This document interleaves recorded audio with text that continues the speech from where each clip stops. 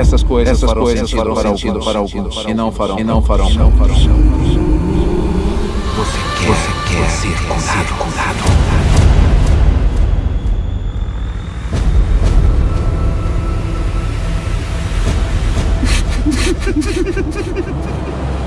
Estamos fazendo. Vai durar gerações. Não estou me sentindo muito Quem é? Você? Estou aqui para pregar as boas novas do reino de Deus. Eu abri um caminho para as pessoas acessarem esse reino. Neste mundo, ossos ainda vão se partir. Corações ainda vão se partir. Mas no final,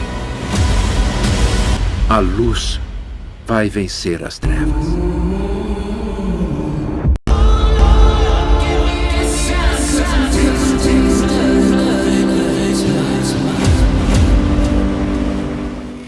Do 1 a 8 para vocês apenas. O capítulo tem 27 versículos. Eu vou fazer uma introdução do 1 a 8 e a partir do 9 vai ser o tema mesmo da live. Mas dessa forma a gente vai acabar pegando o capítulo inteiro, tá? Acredito que vai dar para fazer em 2 horas. A apostila já está aqui na tela. É uma apostila relativamente grande, mas acredito que vai dar para fazer em 2 horas. Então, versos 1 a 8. No terceiro ano do reinado do rei Belsazar, eu, Daniel, tive outra visão depois da primeira. Na minha visão, eu me vi na cidadela de Suzã, na província de Elão. Na visão, eu estava junto do canal de Ulai. Olhei para cima e diante de mim, junto ao canal, estava um carneiro. Seus 2 chifres eram compridos, um mais que o outro, mas o mais comprido cresceu depois do outro. Observei o carneiro enquanto ele avançava para o oeste, para o norte e para o sul. Nenhum animal conseguia resistir-lhe, e ninguém podia livrar-se do seu poder. Ele fazia o que bem queria e foi ficando cada vez maior. Enquanto eu estava considerando isso, de repente um bode, com um chifre enorme entre os olhos, veio do oeste, percorrendo toda a extensão da terra sem encostar no chão. Ele veio na direção do carneiro de 2 chifres que eu tinha visto ao lado do canal e avançou contra ele com grande fúria. Eu o vi atacar furiosamente o carneiro, atingi-lo e quebrar os seus 2 chifres. O carneiro não teve forças para resistir-lhe. O bode o derrubou no chão e o pisoteou, e ninguém foi capaz de livrar o carneiro do seu poder. O bode tornou-se muito grande, mas no auge da sua força, o seu grande chifre foi quebrado, e em seu lugar cresceram 4 chifres enormes, na direção dos 4 ventos da terra. Então já começa meio complicado aqui a visão, né, de Daniel. Primeiro ele viu um carneiro e que nenhum animal conseguia resistir ao carneiro. O carneiro ele tinha grande poder, ninguém podia livrar-se do seu poder. Olha, ele fazia o que bem queria.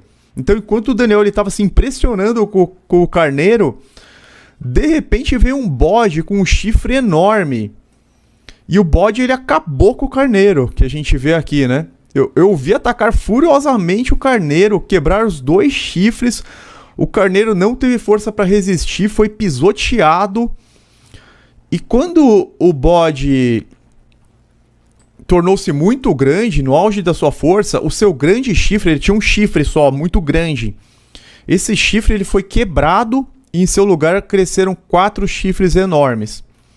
Então vamos considerar primeiro esses 8 versículos, que já tem muita coisa para falar aqui. E depois a gente vai pegar, a partir do versículo 9, a gente vai fazer verso a verso. Tomar um gole de água aqui. Então vamos para a introdução. Daniel 8 são potências mundiais representadas pelos animais de sacrifício do serviço do santuário. Vocês podem perceber que o carneiro e o bode, eles faziam parte do sacrifício do templo. Inclusive, especialmente, né, na festa do Yom Kippur também. Enfatiza os serviços do santuário judaico, do sacerdócio levítico. Embora o capítulo 7 dê enfoque ao mundo inteiro em geral, com as potências mundiais representadas por bestas imundas, o capítulo 8 se concentra sobre os acontecimentos futuros de interesse particular para Israel. Então, nós temos em Daniel 7 enfoque no mundo inteiro, com os animais com as bestas representando potências mundiais dominantes. Só que agora, no capítulo 8, que é o capítulo que a gente vai estudar hoje, o foco é acontecimentos particulares para Israel. Tanto que os animais são animais que eram utilizados no sacrifício do templo. Então, o carneiro e o bode, versos 1 a 8 de Daniel 8, que nós lemos. Vamos explicar para vocês. Daniel começa o relato da visão descrevendo um carneiro e um bode, nos versos 3 a 8, como nós acabamos de ler. Isto é muito significativo, porque esses dois animais eram usados pelo sumo sacerdote no dia da expiação, também conhecido como Yom Kippur. Ao escolher esses animais como símbolos proféticos, Deus está conduzindo o leitor ao tema essencial da visão, a purificação do santuário ou juízo, o evento que dá início ao tempo do fim e que, aliás, é mencionado 3 vezes pelo anjo Gabriel. Só que esse tempo do fim, nós vamos entender que não é o final dos tempos. Só que isso a gente vai entender mais pra frente. Faça um esforço para ficar até o final da live.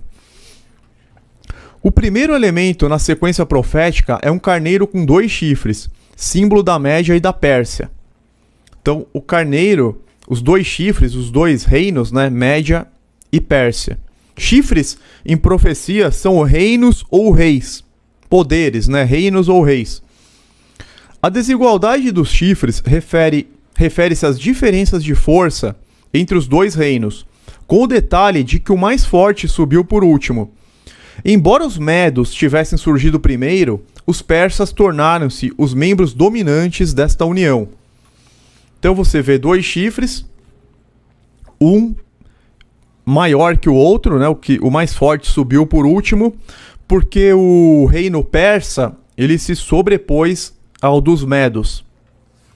Em Daniel 7, os medos e persas são simbolizados por um urso que se levanta sobre um dos seus lados, no verso 5, né, de Daniel 7. As marradas do bode indicam a extensão do Império Persa, cujas conquistas abarcaram um território muito maior do que a Babilônia, sua predecessora.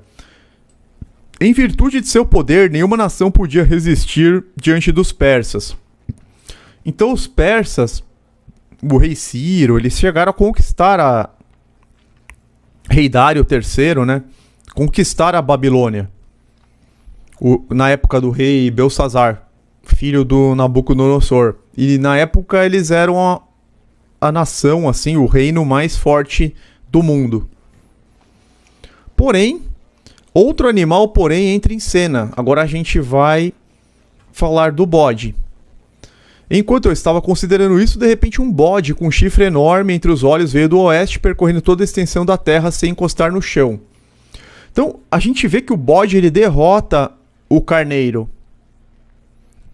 O segundo elemento na sequência profética é um bode com um chifre notável entre os olhos, símbolo da Grécia, durante o Império Macedônio de Alexandre o Grande, identificado como o primeiro rei, no verso 21.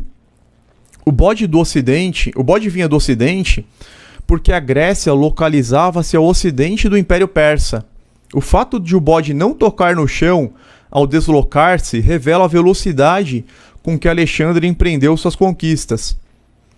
Em Daniel 7, esse poder é representado por um leopardo com 4 asas. Então, a gente vê esse poder da Grécia em Daniel 7. Por que ele é um leopardo com asas? Porque é uma conquista muito avassaladora. Alexandre o Grande ele morreu jovem. Só que ele conquistou praticamente o mundo numa velocidade muito grande. Nós aprendemos, né, sobre, até na escola, na história, sobre Alexandre o Grande. O modo como o bode investiu contra o carneiro indica como os medos e persas sucumbiram diante de Alexandre e seus exércitos. O Império Persa foi derrotado e completamente subvertido. Então, parecia ser um império indestrutível. Tanto que na visão de Daniel, ele ficou impressionado com o carneiro. Quem que pode resistir ao carneiro com esses 2 chifres? E com o chifre maior sendo a Pérsia. E de repente chega o bode e devasta, assim, não toma nem conhecimento, né? Então o Império Persa ele foi derrotado, completamente subvertido. O bode se engrandeceu sobremaneira, e na sua força quebrou-se-lhe o grande chifre, e em seu lugar saíram 4 chifres notáveis para os 4 cantos do céu. Foi o último versículo que nós lemos. Daniel 8:8.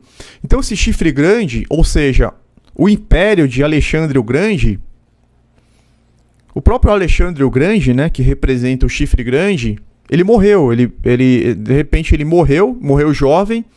Isso representa a quebra do chifre. E em seu lugar saíram 4 chifres notáveis. A gente vai ver adiante que esse império que ele conquistou, gigantesco, quase que o mundo todo, ele foi dividido em 4 reinos. E o chifre pequeno, ele vai sair de um desses reinos, que faz parte do tema da live. Por isso que é importante a gente estudar o capítulo inteiro. Então, os 4 chifres que surgiram no bode simbolizam 4 reinos que se levantaram deste mesmo poder, como veremos. Agora vamos ao estudo verso a verso. Como vocês gostam, né? Versículo 9. De um deles saiu outro chifre, que começou pequeno, mas cresceu em poder na direção do sul, do leste e da terra magnífica. Então, recapitulando, tinha um chifre grande que quebrou, surgiram 4 no lugar, e de um desses 4 saiu um outro chifre que começou pequeno, mas ele cresceu em poder. Então pertence somente a uma das 4 divisões do poder do bode. Sua atenção se restringe principalmente a uma província menor de uma divisão do Império do Bode, ou seja, a Terra Gloriosa, né? Terra Magnífica ou Terra Gloriosa, do versículo 9, que é a Palestina. A malevolência é dirigida contra o povo judeu, seu sumo sacerdote, os sacrifícios e o santuário. A atmosfera e o aspecto do capítulo 8 indicam uma batalha local e levítica. Então agora a gente vai começar a se situar no capítulo 8. Isso nos aponta um poder que se originou no mundo grego, em algum momento depois do ano 300 a.C.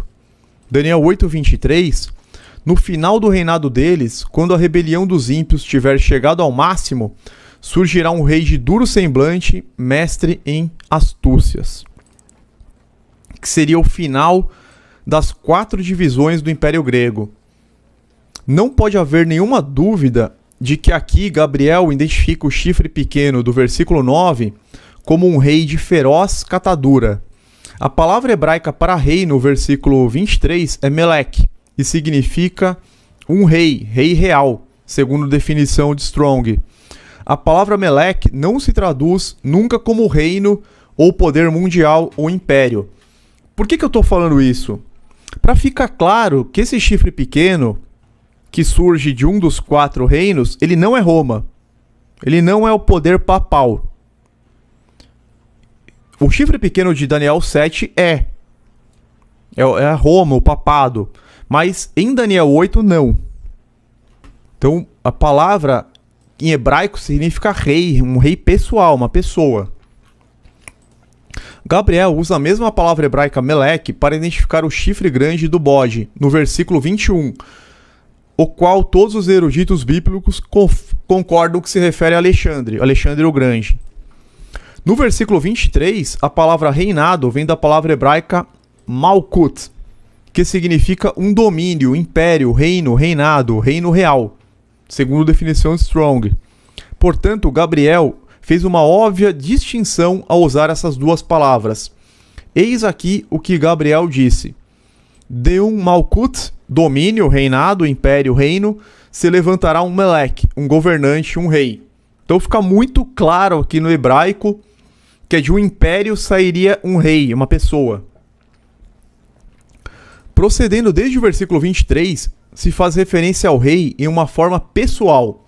As palavras seu e ele aparecem 10 vezes nos versículos subsequentes, 24 e 25. Isto denota que se refere a um indivíduo e não a um poder mundial. A gente já vai entender quem é esse indivíduo. Aqui, ó. O chifre pequeno é Antíoco Epifânio. Ao examinar a evidência que segue, parecerá abundantemente claro que Antíoco Epifânio cumpre com exatidão todas as especificações de Daniel 8. Segundo Daniel 8:9, o chifre ataca primeiro ao sul, logo ao leste, e em seu caminho ao leste ataca a terra gloriosa. O reino de Antíoco Epifânio se centrava na Síria, que estava situada ao norte de Israel. Note-se que durante sua carreira, Antíoco atacou somente em direção ao sul e a leste da Síria. Então vamos entender aqui, ao sul. Ele entrou no Egito e combateu seu rei, Ptolomeu Filometor. Tomou muitas cidades e ficou em Alexandria. E com toda a probabilidade haveria submetido o país inteiro, se os romanos não houvessem detido, enviando-lhe seu embaixador Popílio, que o obrigou a desistir e afastar-se. Isso segundo John Hill's Exposition, uma exposição que John Hill faz da Bíblia. As campanhas militares de Antíoco contra o Egito são descritas em 1 Macabeus. A gente vai usar o livro apócrifo de Macabeus como um livro de história, tá?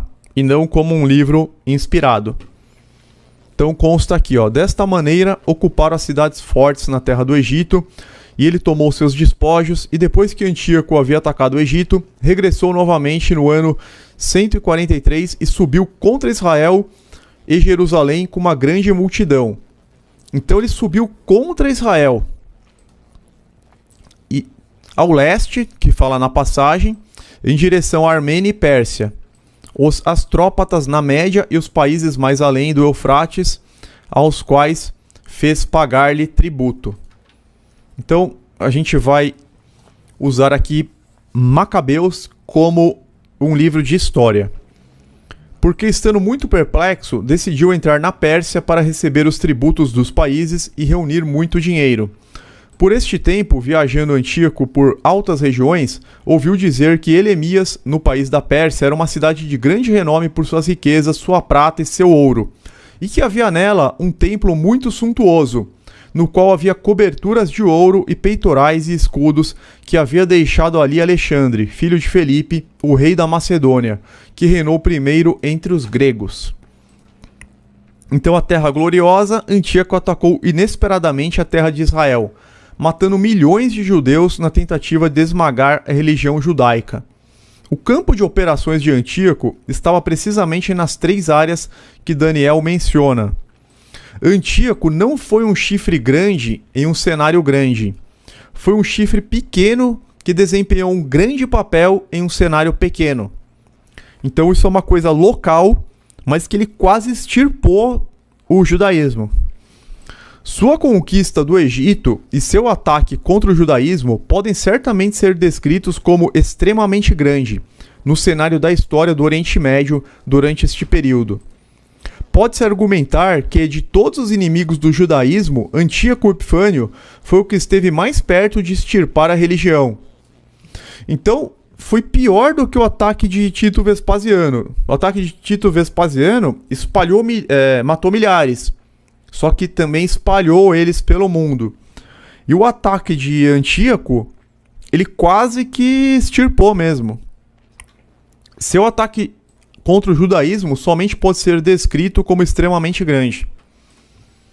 Agora vamos ver ao versículo 10. Cresceu até alcançar o exército dos céus, e atirou na terra alguns componentes do exército das estrelas e os pisoteou. Este versículo não está falando de seres celestiais, porque nenhum império, nem sequer Roma, lançou por terra seres celestiais. Então a gente não pode fazer essa interpretação literal, né? Que um homem poderia ter afetado exército dos céus, literalmente.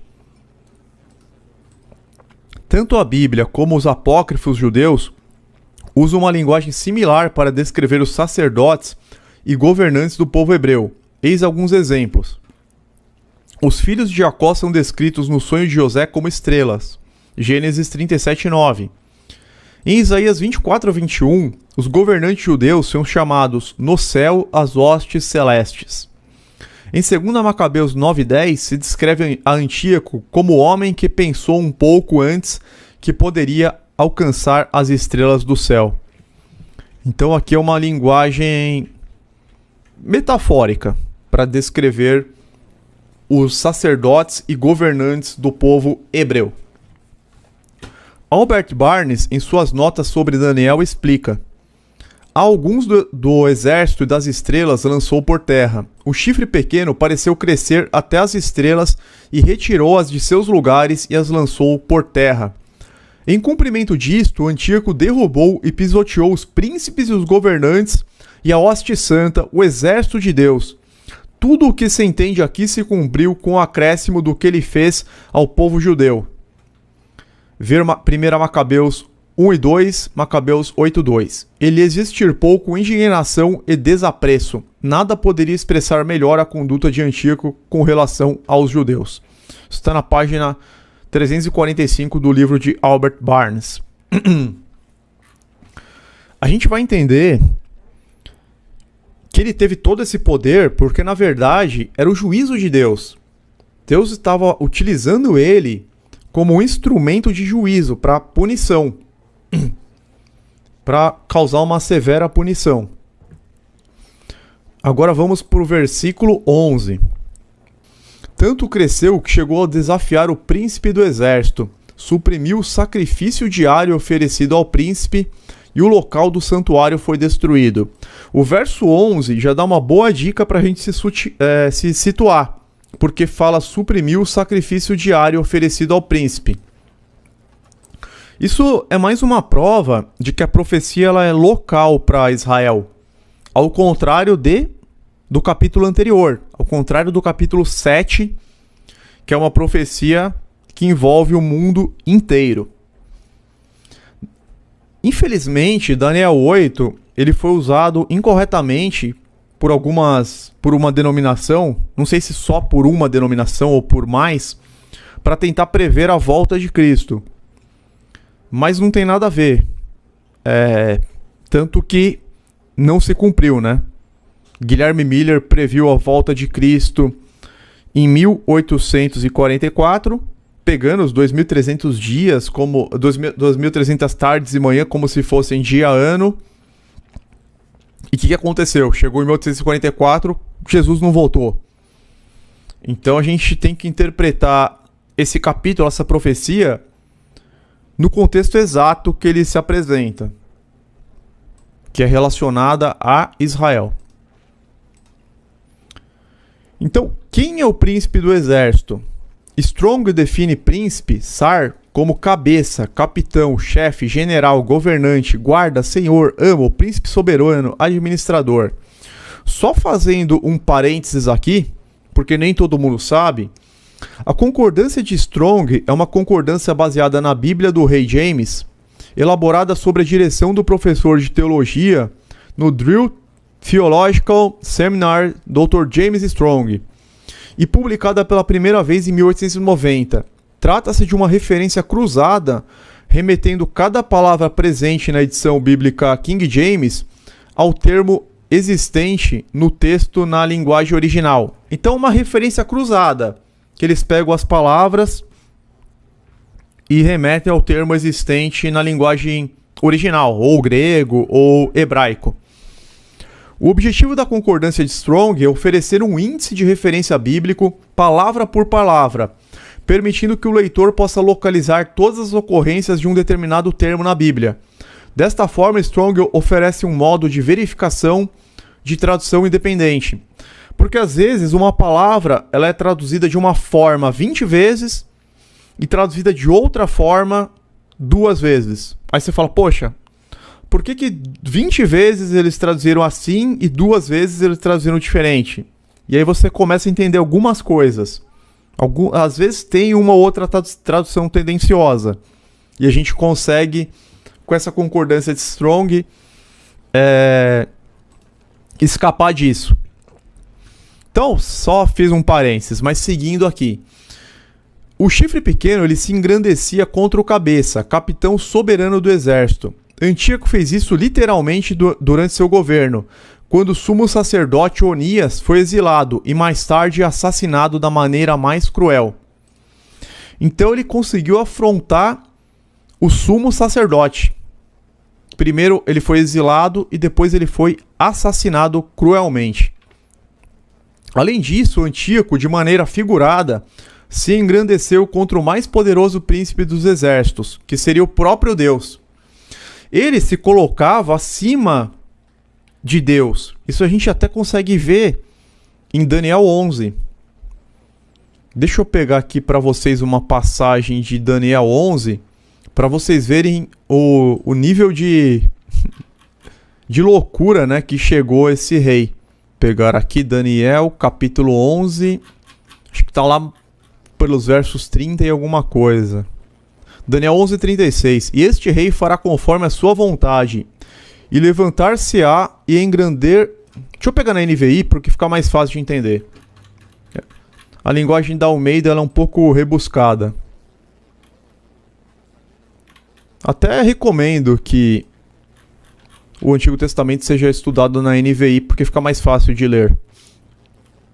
O rei fará o que bem entender. Ele se exaltará e se engrandecerá acima de todos os deuses e dirá coisas jamais ouvidas contra o Deus dos deuses. Ele terá sucesso até que o tempo da ira se complete, pois o que foi decidido irá acontecer. Ele não terá consideração pelos deuses de seus antepassados, nem pelo Deus preferido das mulheres, nem por Deus algum, mas se exaltará acima deles todos.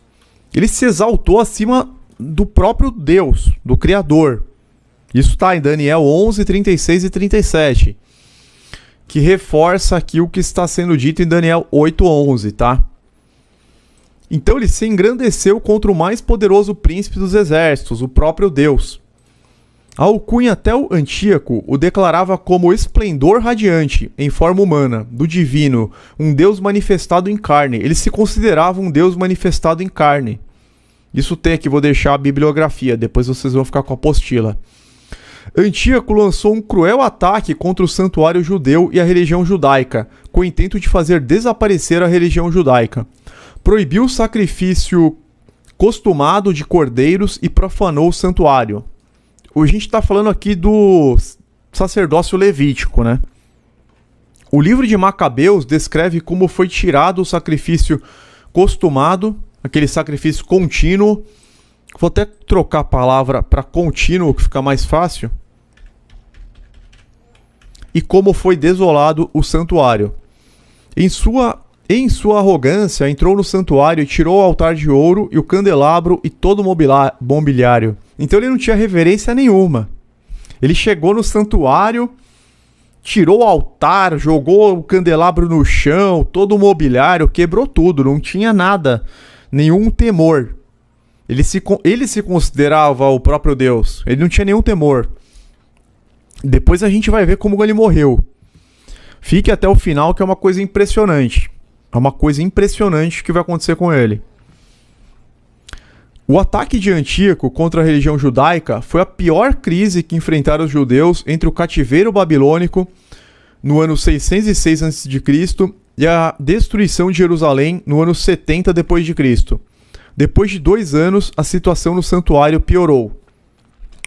E derramaram sangue inocente por todo lado do santuário, e profanaram o santuário mesmo. O santuário se converteu em um deserto desolado.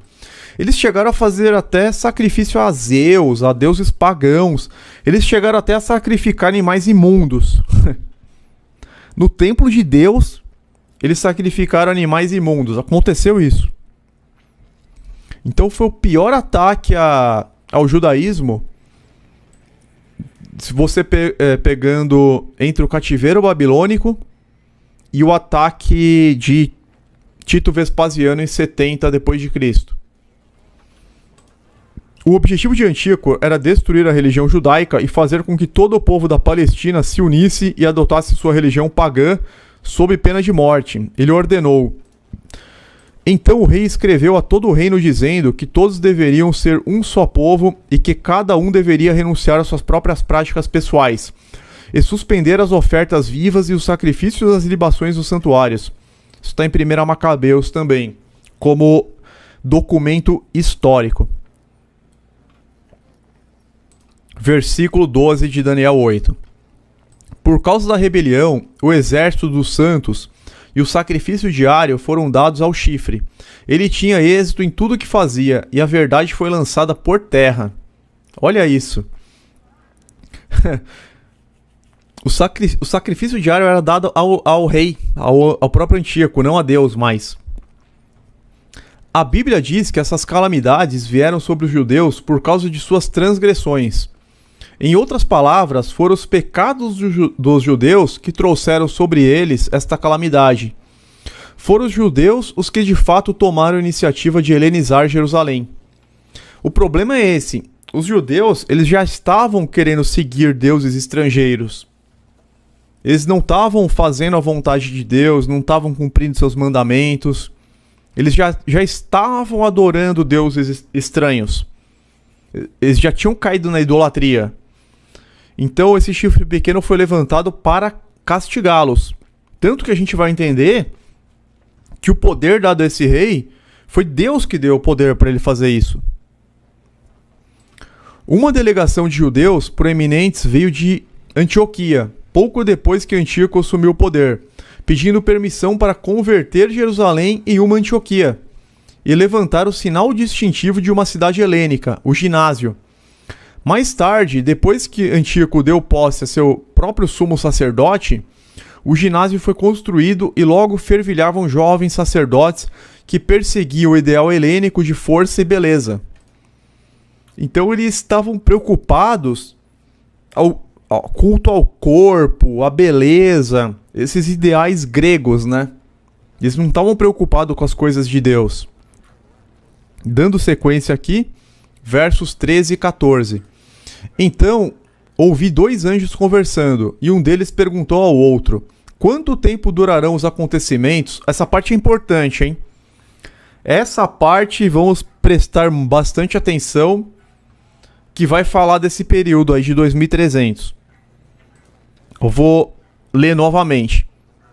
Então ouvi 2 anjos conversando, e um deles perguntou ao outro: quanto tempo durarão os acontecimentos anunciados por esta visão? Até quando será suprimido o sacrifício diário e a rebelião devastadora prevalecerá? Até quando o santuário e o exército ficarão entregues ao poder do chifre e serão pisoteados?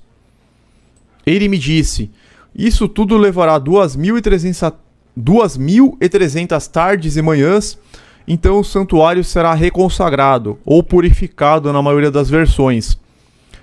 Versos 13 e 14. O que é importante a gente entender?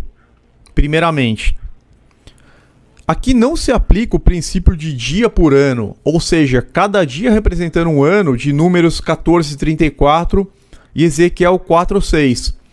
Pois as palavras hebraicas para dia, Yom e Amim não aparecem no versículo bíblico em análise. E não aparece nem na versão em português. Mesmo qualquer versão em português, até quando o santuário e o exército ficarão entregues ao poder do chifre e serão pisoteados? Isso tudo levará 2.300 tardes e manhãs. Qualquer versão que você pegar aí, não vai aparecer a palavra dias. Então é um grande engano de algumas denominações religiosas querer colocar como se fossem 2.300 anos. Isso a gente já tem que descartar de primeira. Não são 2.300 anos. Ele falou, vai levar 2.300 tardes e manhãs. E então o santuário será reconsagrado. Será purificado. Para o santuário ser purificado, tem que ser antes de 70. Porque em 70 o templo foi destruído. Certo? Então, quando Jesus morreu, na verdade, no ano 30, aí já foi a extinção do sacerdócio levítico. Já não tinha mais sentido. A partir do ano 31, digamos assim, já não tinha mais sentido você fazer sacrifícios diários no santuário. Porque Jesus ele foi o sacrifício definitivo, conforme está muito claro no livro de Hebreus. Então, o santuário, no máximo, ele teria que ser reconsagrado até o ano 30. Ou, exagerando, até o ano 70, porque vamos dizer que eles não entenderam, a maioria dos judeus não entendeu e continuaram sacrificando. Só que não tem como ele ser reconsagrado no nosso tempo. Não tem como. Depois que o templo foi destruído. Então, essa é mais uma prova de que a profecia ela já se cumpriu lá atrás. Ela se cumpriu lá atrás e a gente vai entender. Então, duas coisas. O santuário ele tem que ter sido purificado no passado, enquanto ainda existia o sacerdócio levítico. Isso é um fato. E o outro fato é que a gente não está falando de 2.300 anos. Então, do que a gente está falando? Vamos continuar aqui o estudo. Então, as palavras Ereb e Boker, que constam da passagem, significam literalmente tardes e manhãs, tal como traduzido. Então, a tradução está certa, as palavras significam literalmente tardes e manhãs. Tendo em consideração que o contexto do versículo fala do sacrifício diário que tinha lugar cada manhã e cada tarde, a única conclusão razoável é de que a passagem está falando do sacrifício diário do templo. Então vamos pegar aqui Êxodo 29, versos 38 e 39. Isso, pois, é o que ofereceis sobre o altar: 2 cordeiros de 1 ano cada dia, continuamente. Um cordeiro oferecerás pela manhã, e o outro cordeiro oferecerás à tarde. Olha que interessante. Então isso aqui era aquele decreto de Deus do sacrifício contínuo, sacrifício diário do sacerdócio levítico. Um cordeiro oferecerás pela manhã e o outro cordeiro oferecerás à tarde. Portanto, a profecia das 2.300 tardes e manhãs teve um assombroso cumprimento durante o terrível reinado de Antíoco Epifânio. Poderia ser dito que Deus previu esta terrível ameaça 400 anos antes do ocorrido e enviou uma mensagem a Daniel para que consolasse e assegurasse a seu povo que ele lhes daria finalmente uma vitória? Uma pergunta. Assombrosamente, Deus disse aos judeus precisamente por quanto tempo seria profanado o santuário. 2.300 sacrifícios da tarde e manhã seriam suspensos enquanto o santuário era profanado.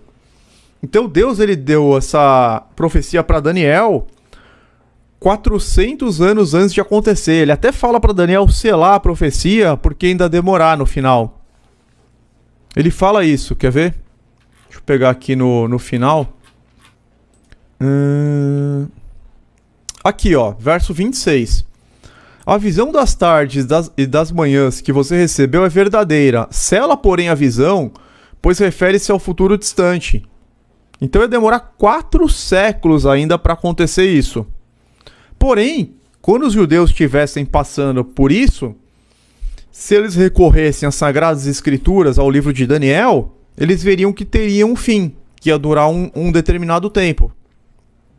E Daniel ele ficou exausto. Ó. Eu, Daniel, fiquei exausto e doente por vários dias com todas essas visões. Mas vocês não vão ficar, a gente vai interpretar aqui tudo para vocês, verso a verso. Então, considerando o ano judaico, vamos fazer o cálculo aqui. Considerando o ano judaico com 360 dias, 2.300 resultam em 6 anos, 3 meses e 20 dias. Este período de tempo começou no dia 15 do mês de Cisleu, no ano 145 do Império Seleucida, estado helenista que existiu após a morte de Alexandre o Grande, no qual Antíoco estabeleceu a abominação desoladora no altar de Deus. Então teve esse Império Seleucida, que foi um dos maiores que deram continuidade, digamos assim, ao Império de Alexandre o Grande. Vou pegar aqui na Wikipedia, né? Então o Império Seleucida foi um estado helenista que existiu após a morte do chifre grande, do bode, que é Alexandre. E você tem os territórios deles aqui em amarelo. Então olha o tamanho. Tudo isso aqui era de Alexandre o Grande. Aí quebrou em 4.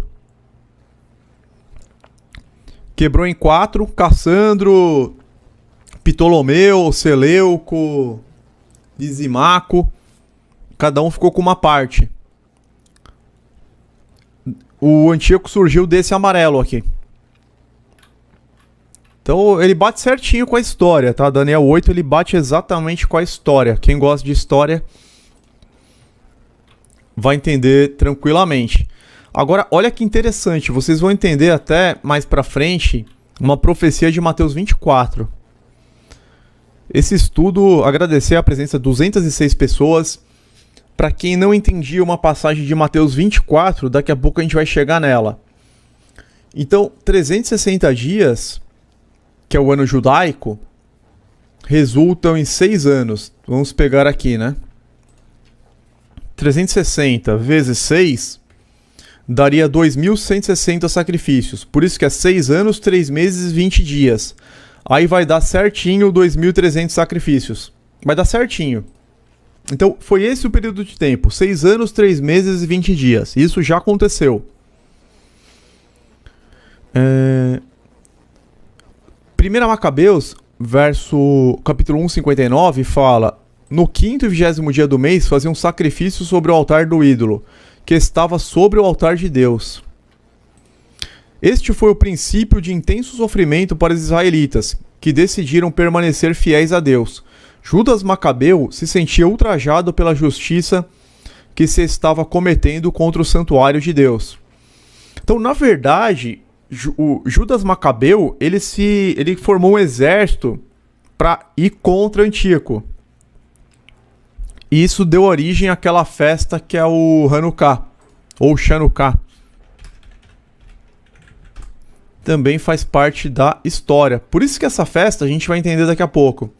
Por isso que essa festa, o Hanukkah, ele não aparece na Torá. E aí algumas pessoas ficam preocupadas. Será que é uma festa pagã porque não aparece na Torá? Não, a gente já vai entender. Por que ela não aparece e por que Jesus estava presente nela. Pô, Jesus estava presente numa festa judaica que não tinha na Torá? Vocês também vão entender isso. João... No Evangelho de João aparece. Olha quanta coisa, né? Então, o Judas Macabeu ele ficou indignado. Ai de mim, porque nasci para presenciar a ruína de meu povo e a ruína da santa cidade, e para estar sentado enquanto é entregue a seus inimigos e o santuário a estrangeiros? Seu templo veio a ser como um homem em desgraça. Eis que nosso santuário e nossa beleza e nossa glória caíram assolados, e os pagãos os profanaram. Foi exatamente isso que aconteceu. Embora não seja um livro inspirado, tanto que o autor de Judas Macabeu, até no final do livro, ele pede perdão por eventuais imprecisões. Ele é um livro de história, um bom livro de história. Macabeu se levantou e iniciou uma revolta contra Antíoco. Durante mais de 3 anos, lutou e combateu contra o rei sírio. Finalmente, o período de 2.300 dias, entre aspas, terminou com sua vitória sobre Nicanor, no dia 13 do mês de Adar, no ano 151, do Império Seleucida. Isto se encaixa com as 2.300 tardes e manhãs de sacrifícios, ou pouco mais de 6 anos, como havia predito Daniel. Na realidade, os judeus deste período reconheceram esses acontecimentos como um cumprimento de Daniel 8. Então os judeus eles entenderam perfeitamente. Depois de sua vitória, quando Judas entrou em Jerusalém, não é o Judas que traiu Jesus, tá? É Judas Macabeu. Então, depois de sua vitória, quando Judas entrou em Jerusalém, encontrou o santuário assolado. Imediatamente deu instruções para que o santuário fosse reconstituído e purificado, para que pudesse ser usado novamente para os serviços sagrados. Os judeus comemoraram os triunfos de Judas com uma festividade anual chamada a Festa da Dedicação, o Hanukkah, ou Chanukah, como alguns pronunciam. O Salvador, o Senhor Jesus, ele honrou essa festividade com sua presença, conforme vemos no Evangelho de João. Olha que interessante, uma passagem que a gente não entendia muito bem, em João 10, versos 22 e 23. Vou colocar aqui para vocês. Celebrava-se a festa da dedicação em Jerusalém. Era inverno e Jesus estava no templo, caminhando pelo pórtico de Salomão. A gente, nossa, por que Jesus ele estava nessa festa da dedicação que a gente não consegue encontrar ela na Torá? Interessante, né? Tá respondido. E a gente tem aqui na história, pegando qualquer livro de história, Wikipedia mesmo, Hanukkah é uma festa judaica, também conhecida como Festival das Luzes. Uma palavra hebraica que significa dedicação, que é o que aparece em João 10. E aqui tem a história dessa batalha, que fala, né, do tirano Antíoco Epifânio, que ele ascendeu ao trono Seleucida. E em 167 a.C., após acabar com a revolta dos judeus de Jerusalém, Antíoco ordenou a construção de um altar para Zeus, erguido no próprio templo, fazendo sacrifício de animais imundos, não kasher, sobre o altar, e proibiu a Torá de ser lida e praticada, sendo morto todo aquele que descumprisse tal ordem. Então vocês estão vendo que está batendo aqui com a história, exatamente. E depois nós vemos Judas Macabeu indo contra ele e derrotando ele. Aqui, ó, o festival de Chanukah foi instituído por Judas Macabeu e seus irmãos para celebrar esse evento, após terem conseguido a recuperação de Jerusalém e o templo. Então eles conseguiram recuperar Jerusalém e o templo. Eles formaram um exército aí de camponeses, um exército que parecia que não ia ter muito futuro, mas que deu certo. Então vamos dar sequência aqui ao estudo. O santuário foi purificado por Judas Macabeu quando limpou os lugares santos, santificou os átrios, reconstruiu o altar, renovou os utensílios do santuário e pôs tudo em seu devido lugar. E aqui nós temos a passagem. Então Judas designou a certos homens para combater os que estavam na fortaleza, até que houvesse purificado o santuário. Escolheu sacerdotes de irrepreensível conversão, que se contentavam na lei, os quais purificaram o santuário e lançaram as pedras contaminadas em um lugar impuro. Quando consultados sobre o que fazer com o altar do holocausto, que havia sido profanado, lhes pareceu melhor derrubá-lo, para que não fosse reprovado por eles por causa de haver sido profanado pelos pagãos. Então eles derrubaram o altar e reconstruíram. Assim o derrubaram e puseram as pedras em um lugar conveniente na colina do templo, até que viesse um profeta e lhes mostrasse o que fazer com elas. Logo tomaram pedras inteiras de acordo com a lei e levantaram um novo altar como o anterior e construíram o santuário e fabricaram as coisas que havia dentro do templo e santificaram os átrios. Também fabricaram taças novas e trouxeram ao templo o candelabro e o altar do holocausto, e o de incenso e a mesa. E queriam incenso sobre o altar, e acenderam as lâmpadas que estavam sobre o candelabro para que iluminasse o templo. Ademais, puseram os panos sobre a mesa, estenderam os véus e terminaram todas as obras que haviam começado a fazer. 1 Macabeus 4, 41 a 51. Desta maneira, podemos ver um impressionante cumprimento da profecia quando Judas Macabeu purificou e recuperou o santuário de Deus no ano 164. A partir daí nós temos o Hanukkah. No ano 164 a.C., ele conseguiu recuperar o templo e derrotar o exército aí do rei sírio. Aqui, ó. Eu vou ler para vocês. Agora que eu tinha achado, eu acabei clicando sem querer. Aqui. Para ver que eu não estou inventando, tá? Na cidade de Modim, sul de Jerusalém, tem início uma ofensiva contra os greco-sírios, liderada por Matatiarro, um sacerdote judeu da família dos Hasmoneus, e seus 5 filhos, João, Simão, Eliezer, Jonatas e Judas, e Eudá, o Judas Macabeu. Após a morte de Matatias, Yehudá, ou Judas, toma a frente da batalha com um pequeno exército formado em sua maioria por camponeses. Mesmo assim, os judeus lograram vencer o forte exército de Antíoco no ano 164 a.C. e libertaram Jerusalém, purificando o templo sagrado. Judas acabou conhecido como Judas Macabeu. Então, isso aqui faz parte da história. Não tem como inventar ou mudar nada, entendeu? E tá na Bíblia, a gente tá vendo. O que significa purificado? Ao final da profecia dos 2.300 dias, o santuário seria purificado. A palavra hebraica para purificado se usa 41 vezes no Antigo Testamento, e Daniel 8,14 é a única vez que se traduz como purificado.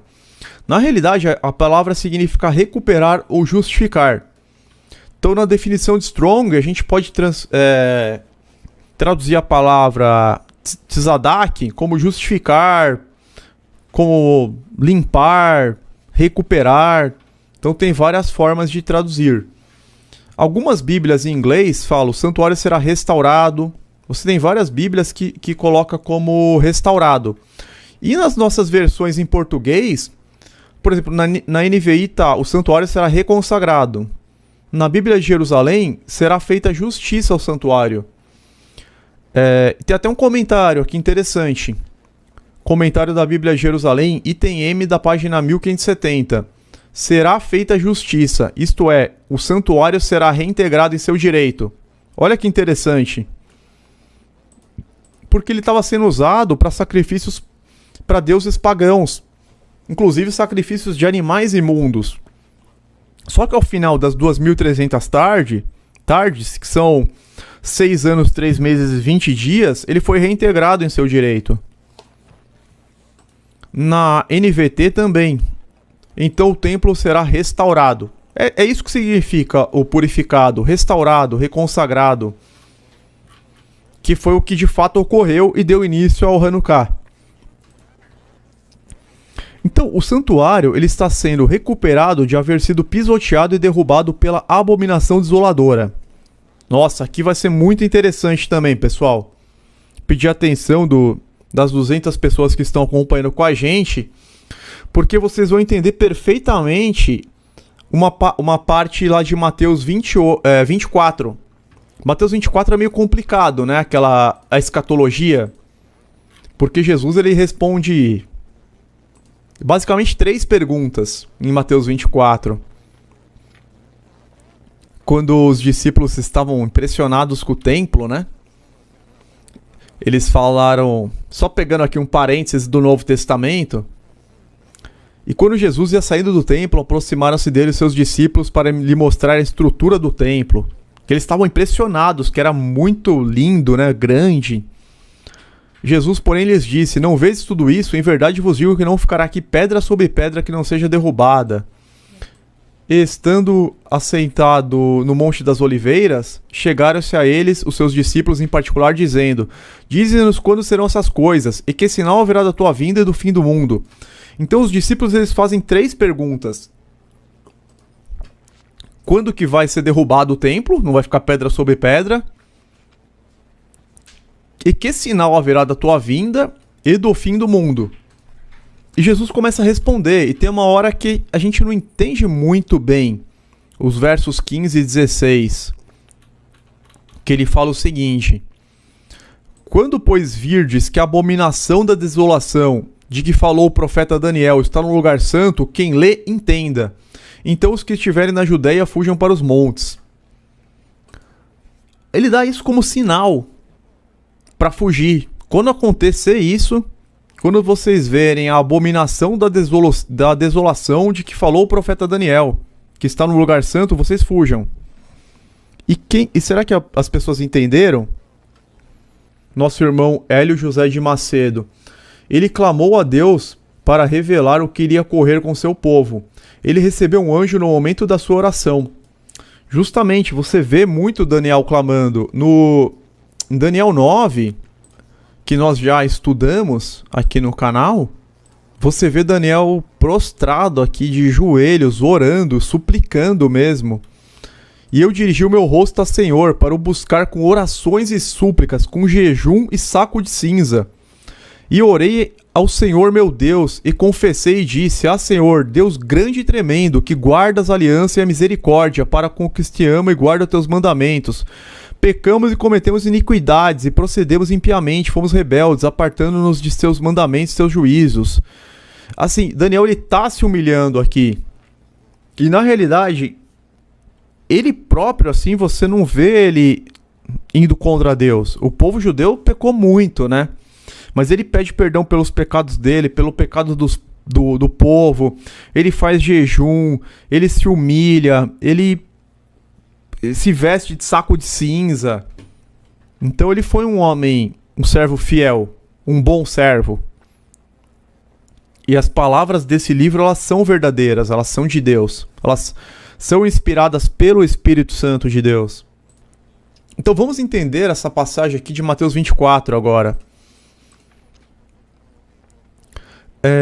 Durante a época de Jesus, as ações de Antíoco Epifânio ainda elas estavam frescas nas mentes do povo.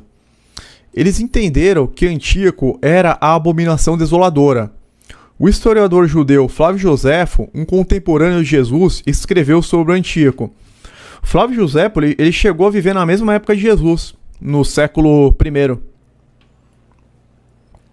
Olha que interessante. E esta desolação ocorreu de acordo com a profecia de Daniel, que havia sido pronunciada 408 anos antes, porque declarou que os macedônios dissolveriam este culto por algum tempo. Jesus se referiu à abominação no livro de Daniel para advertir seus seguidores que uma desolação semelhante havia de acontecer à nação judaica no futuro. Portanto, a passagem que a gente leu, né, de Mateus. Portanto, quando virdes no lugar santo a abominação desoladora de que falou o profeta Daniel, o que lê entenda, então os que estão na Judéia fujam para os montes. Essa abominação teve lugar no ano 68 depois de Cristo. Acho que tá AD aqui, é DC. No ano 68 DC. Quando os exércitos romanos, dirigidos por Séstio, situaram Jerusalém e colocaram seus estandartes dentro da área sagrada que se estendia mais além dos muros do templo, profanando-o. Então teve uma profanação do templo no ano 68 depois de Cristo. Os cristãos reconheceram isto como sinal para partir de Jerusalém. E quando Séstio afastou temporariamente daquele lugar, os cristãos saíram e nenhum só cristão morreu na subsequente destruição de Jerusalém por Tito no ano 70 depois de Cristo. Olha que interessante isso. Não morreu nenhum cristão. Por quê? Porque eles entenderam o que Jesus estava falando aqui. Quando vires a abominação da desolação de que falou o profeta Daniel, fujam para os montes. No ano 68, eles foram cercados. Jerusalém foi cercado por exércitos romanos, que chegaram a colocar seus estandartes em uma área sagrada, que se estendia além dos muros do templo. Então, quando os cristãos viram isto, falaram, tá aí, a abominação desoladora. Os outros, que não tinham esse entendimento, não perceberam. Falaram, não, Deus vai nos livrar. Deus vai nos dar o livramento. E aí, o que aconteceu? O Séstio, ele afastou o exército do lugar. E eles acabaram batendo em retirada por um tempo. E aí, os judeus que não estavam entendendo, falaram, Deus está conosco. Eles nos cercaram, mas eles foram embora. Só que os cristãos, eles entenderam que aquilo era um sinal. E eles fugiram e nenhum deles morreu. Os judeus entenderam errado. Os judeus falaram, não, eles foram embora porque Deus está conosco, então não vai acontecer nada. Pelo contrário, 2 anos depois, no ano 70, veio Tito Vespasiano e acabou com tudo. Destruiu por completo, derrubou o templo, matou milhões, espalhou os outros pelo mundo. Então uma passagem que a gente acaba entendendo também do Novo Testamento. Fora aquela passagem de João 10. Por fim, Daniel 8,14 corresponde à profanação do santuário mencionado em Daniel 11,31. Então mais uma confirmação bíblica. A gente não precisa ir para a história. Se a gente ficar só na Bíblia, a gente vai entender também. Dele sairão forças que profanarão o santuário, a fortaleza nossa, e tirarão o sacrifício diário, estabelecendo a abominação desoladora. Então não foi Roma que tirou o sacrifício diário. Foi Antíoco. Certo? Isso está confirmado aqui em Daniel 11,31. Sairão forças que profanarão o santuário, a fortaleza nossa, e tirarão o sacrifício diário, estabelecendo a abominação desoladora, que foram os 2.300 sacrifícios da tarde e da manhã. Agora vamos para os versos... Só um segundo aqui que tem uma dúvida no chat. Irmão Gilberto, esse cerco a Jerusalém tem a ver com Mateus 27 e 25? Você poderia explicar esse texto? Então, irmão Anderson, eu acabei de explicar o cerco de Jerusalém. Deixa eu pegar aqui Mateus 27. 27 e 25. Então Pilatos, vendo que nada aproveitava, antes o tumulto crescia, tomando água, lavou as mãos diante da multidão, dizendo: estou inocente do sangue deste justo, considerai isto. E respondeu todo o povo, disse: o seu sangue caia sobre nós e sobre nossos filhos. Eles foram também, né? Também tem a ver, no ano 70, tanto que Jesus fala: ai das grávidas, porque o sangue, eles acabaram pagando por isso, porque foi essa geração. Aqui a gente tava no ano 30, então foi 40 anos depois. Então acabou pegando essa geração, esse juízo de Deus. Então vamos dar sequência aqui. Versículos 17 a 19 de Daniel 8. Quando ele se aproximou de mim, fiquei aterrorizado e caí prostrado. Ele me disse: filho do homem, saiba que a visão refere-se aos tempos do fim. Enquanto ele falava comigo, caí prostrado, rosto em terra, e perdi os sentidos. Então ele tocou em mim e me pôs de pé. E disse: vou contar-lhe o que acontecerá depois, no tempo da ira, pois a visão se refere ao tempo do fim. O verso 19, em outras versões, na King James, por exemplo, pois ao tempo determinado será o final, na Almeida Corrigida Fiel, pois isso pertence ao tempo determinado do fim. Então a gente tem que ter consciência de que o tempo determinado do fim não é o mesmo que o fim dos tempos. A profecia não está falando do fim dos tempos, da volta de Jesus. Ela está falando que vai ter um tempo determinado para o fim daquela assolação. Certo? Então, antes refere-se ao fim do período particular associado com esta profecia. A gente não pode desassociar o que está sendo falado em um verso do restante da profecia. Ele está falando justamente daquele acontecimento local que seria em Israel por aquele período. Então não adianta você pegar o verso isolado e falar: não, agora está falando do fim dos tempos. Não. Está falando do tempo determinado para o fim da assolação. Então, neste caso, é indicado claramente o fim da ira de Deus, a saber, das aflições que foram permitidas sobrevir ao povo judeu. Porque Deus, ele pune por um tempo. Ele puniu o povo dele por um tempo. Comparemos a profecia do templo de Daniel 8 com a profecia do templo em Daniel 11. O tema de cada passagem é o mesmo. Daniel 8 está expandido em Daniel 11. Em cada um deles, um poder blasfemo e conquistador vem contra o povo do Pacto Santo. Em ambos, o príncipe do pacto, seu santuário e os adoradores são derrubados. Em ambos se promete que essa iniquidade não prevalecerá para sempre, porque Deus decidiu vindicar a seu povo e a verdade e derramar sua indignação sobre o opressor idólatra e perseguidor.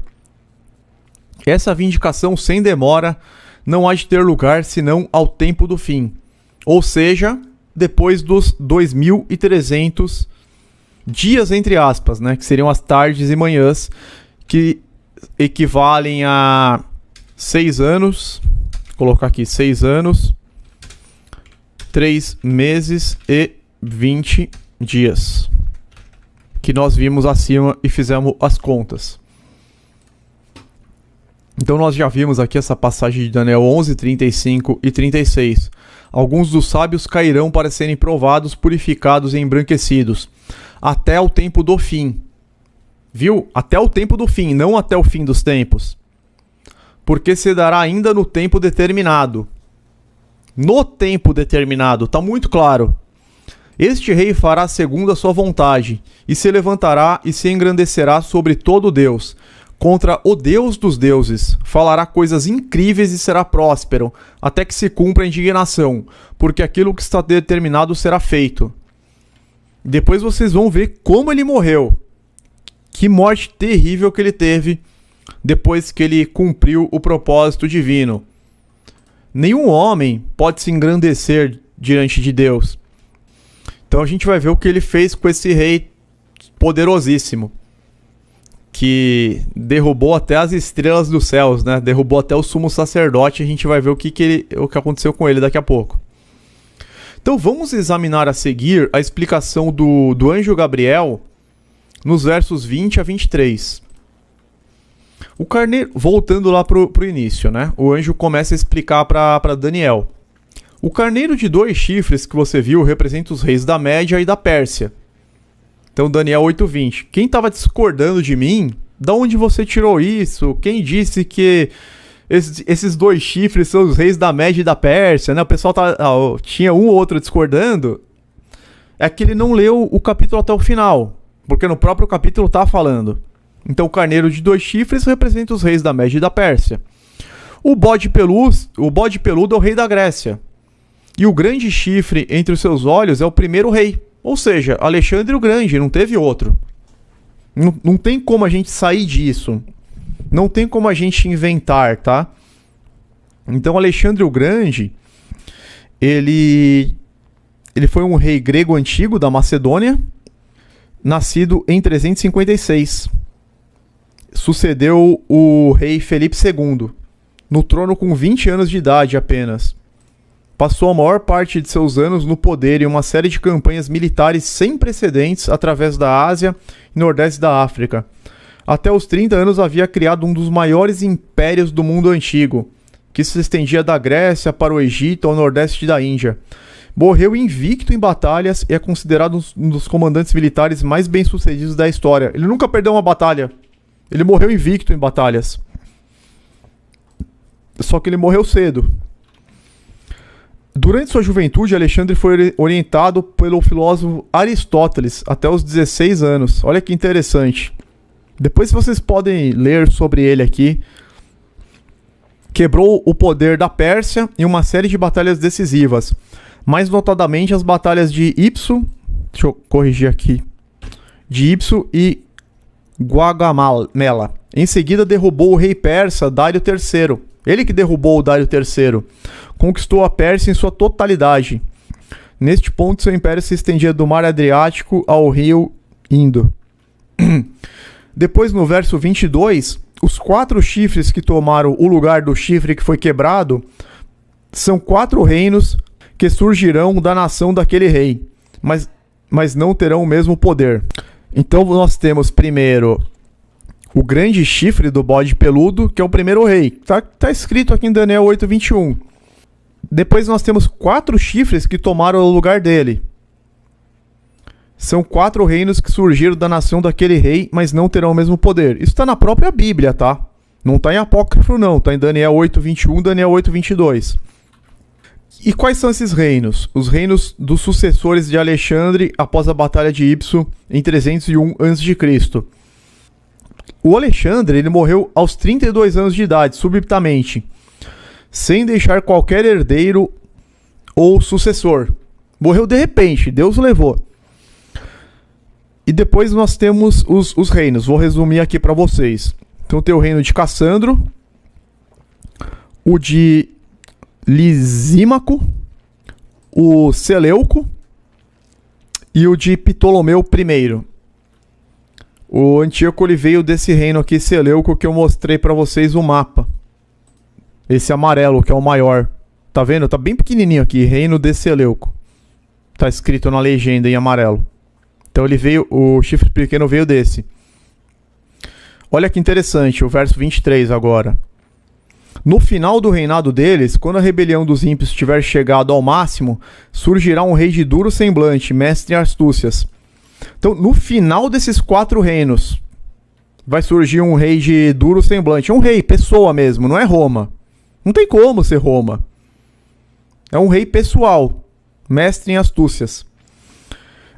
No verso 23, descobrimos que o poder do chifre pequeno surgiria ao fim de seu reinado. Isto se refere aos últimos tempos das 4 divisões do Império Grego, pouco antes de serem conquistados por Roma. Então foi antes de Roma. As 4 divisões começaram na Batalha de Ipso no ano 301 a.C. O reino da Macedônia caiu no ano 168 a.C., o de Cassandro no 146 os dos Seleucidas, sobre o qual governava Antíoco no ano 65 a.C., e o de Ptolomeu durou até o ano 30 a.C., depois que Roma dominou. Considerando que o reino quádruplo deixou de existir quando a Macedônia caiu no ano 168 a.C., a profecia requer que o chifre pequeno surja pouco antes deste ano. Antíoco reinou do ano 175 a.C. até 164. Isso bate com a história que a gente viu. Que em 64 ele foi derrubado aqui, ó, pelo exército formado por Judas Macabeu. Tá batendo exatamente, tá vendo? Tô aqui na história agora. Então, um breve resumo. Primeiro surge o chifre grande, que é Alexandre. Ele governa por um tempo e é destruído. Ele morre com 32 anos. Seu império se divide em 4 novos, que são os 4 chifres que surgiram daquele chifre grande quebrado. E o chifre pequeno, ele aparece em cena depois dessa divisão. O chifre pequeno, ele surge de um desses 4. Então tá muito fácil de entender. Um acontecimento depende do outro, e podemos seguir o curso deles através da história. Agora consideremos cuidadosamente a seguinte cronologia. Alexandre morreu no ano 323 a.C., o império de Alexandre se dividiu no ano 301 a.C., naqueles 4 que nós vimos aqui, e as 4 divisões do império de Alexandre foram absorvidas por Roma. Depois entra o Império Romano. Olha essa descrição aqui que interessante. John Hill, em An Exposition of the Bible, escreveu. Esse foi um escritor, se eu não me engano, britânico. Em meados de 1600, mais ou menos, ele tem um trabalho sobre a Bíblia, o Antigo e o Novo Testamento. Olha o que ele escreveu, que interessante. Ele, Antíoco, era duro de semblante, como se pode traduzir um homem insolente e descarado, no qual não havia nem vergonha nem temor, nem respeitava nem a Deus nem aos homens. Cometia os mais atrozes crimes de maneira mais pública, e em particular era atrevido e insolente em suas blasfêmias contra Deus e a verdadeira religião. E também pode significar que era cruel, bárbaro e desumano, especialmente para os judeus, como o prova abundantemente sua perseguição contra eles. E o fato de que era entendido em enigmas, que sabia tanto propor como resolver, mostra que era sagaz e astuto, bom e conhecedor em artes e táticas malvadas, possuía a arte de bajular e enganar os homens. Foi por meio do engano e da astúcia que obteve o reino de seu sobrinho, por meio da malvada arte da persuasão, que dominava, seduziu a muitos dos judeus para que renunciasse à sua religião e abraçasse o paganismo. E era tão hábil em políticas malvadas que sabia ocultar seus próprios desígnios e penetrar nos secretos alheios. Segundo Jaquíades, era destro na arte da magia e da astrologia. Então ele era muito sagaz. Ele conseguia convencer as pessoas. Ele era um completo psicopata, né? Mas ele conseguia manipular muito bem. Ele tinha a arte da manipulação. Agora vamos seguir com a explicação de Gabriel, da visão no verso 24. Ele se tornará muito forte, mas não pelo seu próprio poder. Olha que interessante. Mas não pelo seu próprio poder. Provocará devastações terríveis e será bem-sucedido em tudo o que fizer. Destruirá os homens poderosos e o povo santo. As calamidades que atraiu sobre os judeus eram por direção e disposição divinas. Este grande poder lhe foi dado para que fosse instrumento nas mãos de Deus para castigar os judeus por seus pecados. Lembrando que até Satanás ele é usado como instrumento na mão de Deus. Então Deus ele usa ímpios muitas vezes para juízo. Às vezes Deus permite que uma nação tenha um governante muito ruim porque aquela nação está em grande desobediência. E às vezes a nação ela tem um governante melhor porque ela tem muitas pessoas tementes a Deus. Então, o próprio Deus deu todo o poder para esse rei ímpio.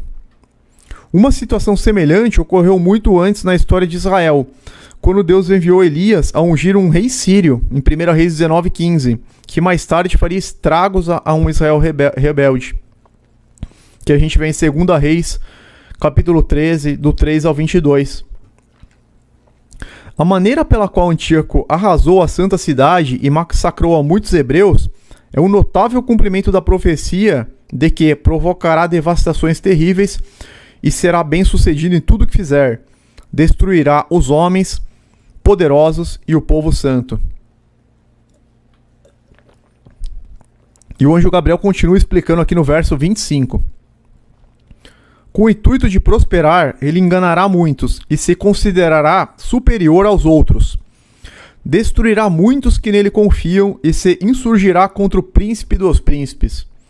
Apesar disso, ele será destruído, mas não pelo poder dos homens. Olha que interessante. Ele recebeu o poder de Deus para causar todo esse estrago e ele seria destruído, mas não em uma batalha. Ele não seria derrotado por homens. Nenhum homem conseguiu feri-lo, muito menos feri-lo de morte. A gente vai entender como que ele morreu e que forma terrível que ele morreu. Já estamos chegando aqui no clímax do capítulo, né? Já estamos no verso 25, que é praticamente o último. Depois nós temos mais 2 versos, que é Deus mandando Daniel selar a visão e ele ficando exausto e depois voltando aos trabalhos. Então a gente chegou aqui finalmente no verso 25. Com o intuito de prosperar, ele enganará muitos e se considerará superior aos outros. Destruirá muitos que nele confiam e se insurgirá contra o príncipe dos príncipes. Apesar disso, ele será destruído, mas não pelo poder dos homens. A profecia diz que Antíoco destruirá muitos que nele confiam. Isto se refere à sua política de conservar sempre a aparência de amizade em relação aos que querem destruir. Totalmente psicótico, né? Ele se fingia de amigo íntimo daqueles que ele queria destruir. Deste modo, podia melhor levar a cabo seus propósitos, enquanto seus inimigos estavam confiantes. Ver Notes on Daniel de Albert Barnes. A profecia diz também que será destruído, mas não pelo poder dos homens. Esta é uma espantosa profecia que indica como morreria Antíoco. Note-se como cumpriu esta profecia. Estão preparados aí para saber como que ele morreu? Está registrado no livro de Macabeus, 2 Macabeus 9. Então vamos lá. E também Macabeus... 2 Macabeus. Vou deixar aqui a referência para vocês. Tomar um gole de água para ler tudo isso aqui, mas é um negócio impressionante. Mas o Senhor Todo-Poderoso, o Deus de Israel, o castigou com uma peste incurável e invisível. Pois, tão logo havia pronunciado essas palavras, lhe sobreveio uma dor nas entranhas que não lhe saía e um penoso tormento de suas partes internas. Então, logo depois que ele se gloriou, veio uma dor terrível nas entranhas que não saía e um penoso tormento de suas partes internas. Tudo isso era o mais justo, porque ele havia atormentado as entranhas de outros homens, com muitos e estranhos tormentos. Sem demora, não cessava de vangloriar-se, e estava todavia cheio de orgulho, respirando fogo em sua ira contra os judeus, e ordenando-lhes apressar a viagem. Sucedeu, contudo, que caiu da carruagem. Mesmo com essas dores, ele estava ainda com orgulho. Mesmo com essas dores. Aí olha o que aconteceu. Sucedeu, contudo, que caiu da carruagem que sacudia violentamente. Caindo, pois, todos os membros de seu corpo ficaram muito doloridos. E assim, o que pouco antes pensava que podia dar ordens à beira-mar, era orgulhoso mais além de sua condição, e pesar as altas montanhas numa balança, foi lançado ao solo e levado em uma maca ao lombo de um cavalo, mostrando a todos o manifesto poder de Deus. Então ele já começou a andar de maca, ele era carregado. De tal maneira que os vermes saíam do corpo deste homem ímpio, E enquanto vivia em aflição e dor, sua carne caía. Olha que coisa terrível. Enquanto vivia em aflição e dor, sua carne caía. E a imundícia de seu fedor era repulsiva a todo o seu exército. Então, começou a sair vermes de dentro dele, das entranhas dele, que você via aqueles vermes saindo, a carne dele apodrecendo. E o cheiro dele era tão ruim, mas tão ruim, que o exército dele, os homens dele não conseguiam se aproximar mais dele. Olha que coisa tenebrosa. E por causa de seu fedor intolerável, ninguém podia suportar transportar o homem, que pouco tempo antes pensava que podia alcançar as estrelas dos céus. Então os soldados dele, os homens dele, não conseguiam mais nem transportar ele, não conseguiam mais carregar ele na maca, porque ele estava todo podre, todo cheirando a carniça mesmo. Então, infectado, começou a abandonar seu grande orgulho e vir ao conhecimento de si mesmo por meio do chicote de Deus, enquanto sua dor aumentava a cada momento. E quando já não podia suportar seu próprio fedor, ele mesmo não aguentava o cheiro dele.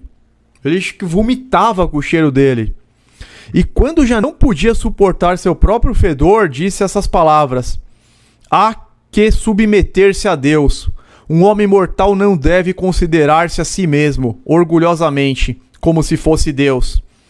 Quem diria, hein? O próprio Antíoco Epifânio, que achou que ia alcançar as estrelas, ele acabou confessando. O mesmo que aconteceu com Nabucodonosor, né? Há que submeter-se a Deus. Um homem mortal não deve considerar-se a si mesmo orgulhosamente, como se fosse Deus. Aí sim, no final, né, caiu a ficha dele. Assim, o assassino e blasfemo, havendo sofrido dolorosamente enquanto suplicava a outros homens, morreu uma morte miserável em um país estranho nas montanhas.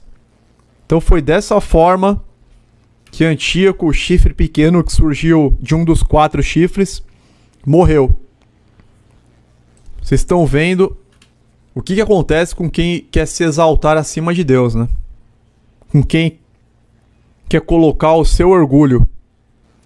Tem um complemento aqui, Albert Barnes acrescenta: todas as declarações de sua morte pelos autores dos livros dos Macabeus, por Flávio Joséfo, por Pólibo, por Q. Cursino e por Arriano, concordo em representá-la como acompanhada de cada uma das circunstâncias de horror que muito bem pode supor-se estarem presentes numa partida deste mundo, e tendo todas as marcas distintivas do justo juízo de Deus. A divina predição de Daniel de que sua morte seria não por mãos humanas, no sentido de que o instrumento não seria humano, senão que sua morte seria infligida diretamente por Deus, se cumpriu plenamente. Então Deus deixou muito claro que era ele que estava matando esse rei. Uma doença que surgiu subitamente, do nada, né? Como a gente costuma dizer. Então Deus deixou muito claro o poder dele. Porque Deus, ele não é apenas amor. Deus é um Deus de justiça e de juízo. Um alerta aqui para nós pecadores. Terrível coisa é cair nas mãos do Deus vivo. A gente tem que fazer a vontade de Deus. Se humilhar diante de Deus. A gente tem que largar o nosso orgulho, fazer aquela oração: não seja feita a minha vontade, pois a minha vontade é corrompida. E seja feita a tua vontade, Pai, pois a tua vontade é justa, reta, perfeita e agradável. Nós estamos, irmãos, chegando no final dos tempos, literalmente. A volta de Jesus está muito próxima. Vamos fazer a vontade de Deus. Vamos estudar a Bíblia e ver o que Deus quer de nós. Vamos orar e perguntar para Deus o que Ele quer de nós, para Deus nos usar. A passagem que apareceu hoje na Bíblia, ela fala, na Bíblia Online, interessante aqui. Cada um de vocês trará uma dádiva, conforme as bênçãos recebidas do Senhor, do seu Deus. Deuteronômio 16:17. Porque se há prontidão, a contribuição é aceitável de acordo com aquilo que alguém tem, e não de acordo com o que não tem. 2 Coríntios 8:12. Então cada um tem um chamado, cada um tem um propósito, mas a gente tem que querer servir a Deus. Tem que pedir para ser usado, para trabalhar na obra, porque os trabalhadores são poucos. A seara é muito grande e os trabalhadores são poucos. Eu espero que a gente possa estar cada vez mais unidos no mesmo propósito, no mesmo espírito, no mesmo batismo, que a verdadeira igreja de Deus ela esteja cada vez mais unidas.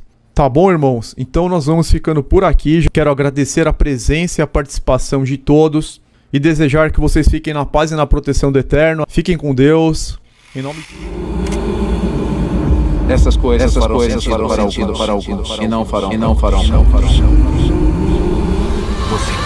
quer ser curado.